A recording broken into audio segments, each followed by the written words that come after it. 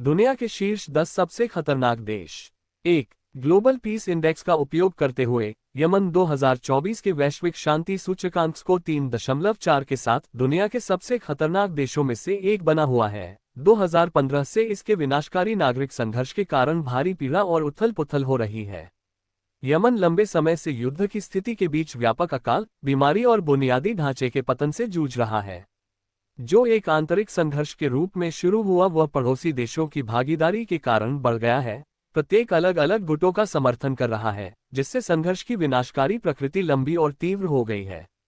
2. Sudan को व्यापक रूप से दुनिया के सबसे खतरनाक देशों में से एक माना जाता है, जो कई कारकों से प्रभावित है जो इसकी सुरक्षा और स्थिरता को गंभीर रूप से प्रभावित करते हैं। सूडान की अस्थिरता मुख्य रूप से दक्षिण कोर्डोफान और ब्लू नाइल जिलों में अशांति के साथ साथ दारपुर में चल रहे संघर्ष से उत्पन्न होती है। संयुक्त राष्ट्र के अनुमान के अनुसार 2024 में इन संघर्षों के परिणामस्वरूप 3000 से अधिक मौतें हुई और लगभग 2 मिलियन लोग विस्थापित हुए। सरकारी बलों, विपक्षी समूहों और मिलिशिया द्वारा नागरिकों पर लगातार हमलों से मानवीय संकट बढ़ गया है। इसके अलावा मानवीय मामलों के समन्वय के लिए संयुक्त राष्ट्र कार्यालय के अनुसार लगभग 14 मिलियन लोगों को मानवीय सहायता की आवश्यकता है। 3. दक्षिण सूडान 2024 वैश्विक शांति सूचकांक को 3.22 के साथ 2011 में स्वतंत्रता प्राप्त करने के बाद से चल रहे नागरिक संघर्ष, जातीय हिंसा और राजनीतिक अस्थिरता के कारण दुनिया के सबसे खतरनाक देशों में से एक बना हुआ है। 4. अफगानिस्तान वैश्विक शांति सूचकांक को 3.45 के साथ अफगानिस्तान दुनिया के सबसे खतरनाक देशों में से एक है। ये देश 40 वर्षों से अधिक समय से लगातार हिंसा का सामना कर रहा है, जिससे यह अंतर्राष्ट्रीय चिंता का केंद्र बन गया है। दशकों के संघर्ष ने अफगानिस्तान को सबसे खतरनाक देशों में से एक बना दिया है। अगस्त 2021 में तालिबान के सत्ता पर कब्जा करने से अस्थिरता बढ़ गई है, जिससे आतंकवाद, अपहरण और व्यापक हिंसा का खतरा बढ़ गया है। 5. यूक्रेन ने न केवल अपने क्षेत्र के भीतर बल्कि विश्व स्तर पर भी सुरक्षा और स्थिरता में सबसे महत्वपूर्ण गिरावट का अनुभव किया है। इस उल्लेखनीय गिरावट को मुख्य रूप से फरवरी 2022 में शुरू हुए रूसी आक्रमण के लिए जिम्मेदार ठहराया जा सकता है। 2024 तक यूक्रेन में संघर्ष ने सैनिकों और नागरिकों सहित 1,50,000 से अधिक लोगों की जान ले ली है।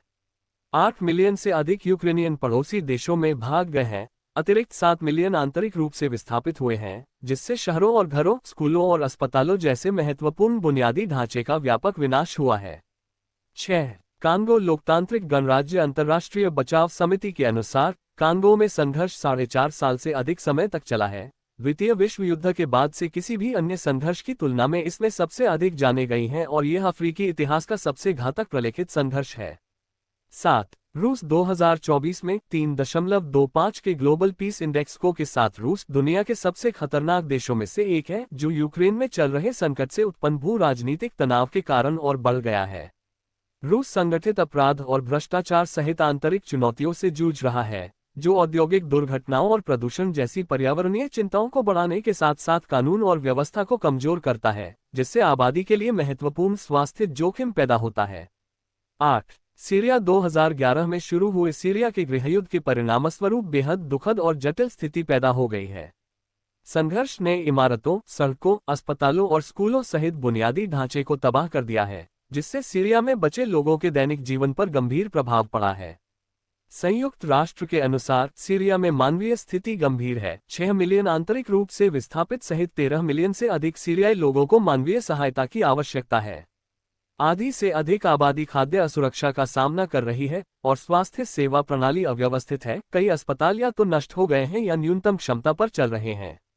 9. इजराइल और हमास के बीच संघर्ष ने पश्चिमी यात्रियों के लिए क्षेत्रीय जोखिम बढ़ा दिए हैं और अशांति संबंधी खतरे भी बढ़ा दिए हैं। 10 माली जनवरी 2012 से सशस्त्र संघर्ष की चपेट में है, जब तुआरेग विद्रोहियों ने उत्तरी क्षेत्र पर कब्जा कर लिया और बाद में उसी वर्ष अप्रैल तक आजाद राष्ट्र की घोषणा कर दी। मार्च 2012 में सैन्य तख्तापलट के साथ स्थिति और बिगड़ गई, जिससे क्षेत्र में उथल-पुथल तेज हो गई।